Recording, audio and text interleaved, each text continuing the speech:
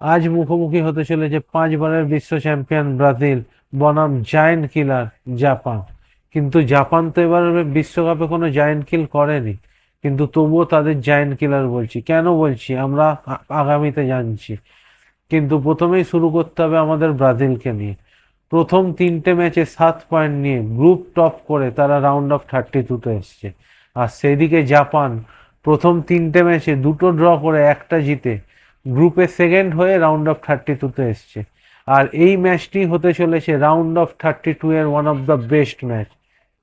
এবারের বিশ্বকাপে ব্রাজিলের ভরসার জায়গা ভিনিসিয়াস জুনিয়র।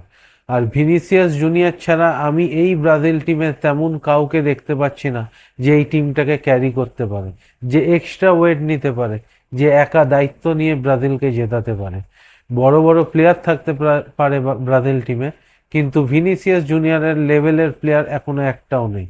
আর সেদিকে জাপান, জাপান পুরোই গেমটা খেলবে টিম গেমের ওপর।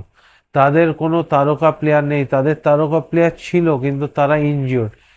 ওয়াটারু এন্ডো, মিনোমা আর কুবো, তিনজনেই চোটের কারণে বিশ্বকাপের বাইরে। কুবো পরবর্তীকালে যদি কোয়ালিফাই করে জাপান তাহলে চান্স পেতে পারে, কিন্তু বাকি দুজন বাইরে।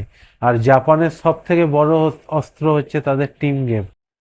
জাপানের কোচ মোরিয়াসু জানে কিভাবে ভিনিসিয়াস জুনিয়র লেফট উইং থেকে অপারেট করে, এবং ভিনিসিয়াস জুনিয়রের কথা মাথায় রেখে তারা কিন্তু সুইডেন ম্যাচে জাপানের রাইট সাইডের সব প্লেয়ারকে বিশ্রাম দিয়েছিল।